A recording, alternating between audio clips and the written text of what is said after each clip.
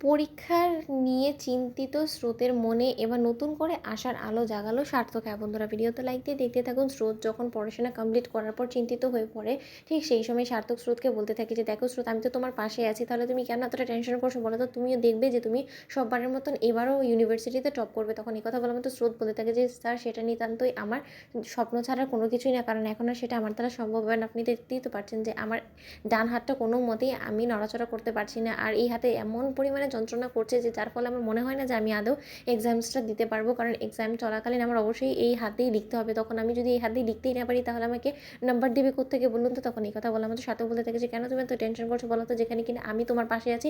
তখন স্রোত বলতে থাকে যে আপনি আমাকে এই বিষয়ে কী করে সহযোগিতা করবেন? আপনি আমার পড়াশোনা সব কিছু কমপ্লিট করিয়ে দিলেন মানছি, কিন্তু তা সত্ত্বেও এই জিনিসটা যদি আমি ঠিকভাবে আমার খাতায় উত্তীর্ণ না করতে পারি তাহলে তো আমাকে নিশ্চয়ই নাম্বার দেবেন না, তাই না স্যার? তখন এই কথা বলা মাত্র সার্থক বলতে থাকে যে তোমার হাত নাই বা চলতে পারে, কিন্তু তোমার হাত হয়ে আমি তো লিখে দিতে পারি, তাই না? তুমি যদি আমাকে মুখ দিয়ে বলো আর আমি যদি সেটাকে লিখি, সেটা তো নিশ্চয়ই চিটিং হবে না, তাই না?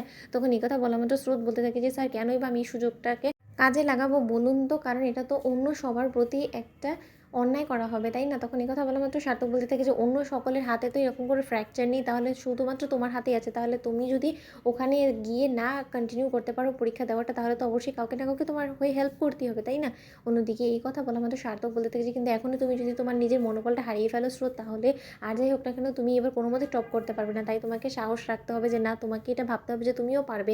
তুমি যদি নিজে থেকে নিজেকে স্থির রাখতে পারো তাহলে তুমি দেখবে যে তোমার লক্ষ্য স্থির থাকা মাত্রই তুমি অবশ্যই এবারও টপ করে যাবে, আমি তোমাকে বলছি। তখন এই কথা বলার মতো সার্থক বলতে থাকে যে দেখো স্রোত, গতবার তো আমি তোমার পাশে ছিলাম না, কিন্তু এবার তুমি দেখো তোমার এবার ডাবল বোনাস পাওয়া হয়েছে। একে তো তুমি গতবার একা একা পড়াশোনা করে টপ করেছো, আর এবার তুমি আমার সঙ্গ পেয়েছো, তাহলে এবার যদি তুমি বেস্ট রেজাল্ট না করো তাহলে কি করে হয় বলো তো? তখন এই কথা বলা মাত্র স্রোত বলতে থাকে যে স্যার, আপনি বড্ড বেশি আমার উপর এক্সপেকটেশনস রেখে ফেলছেন। আপনার এই এক্সপেকটেশনস অনুযায়ী আমি কোনো মতেই উত্তীর্ণ হতে পারবো না, কারণ এই ফ্র্যাকচার পা আর ভাঙা হাত নিয়ে আমি এমনিতেই আপনার উপরে যথেষ্ট পরিমাণে নির্ভরশীল হয়ে পড়েছি।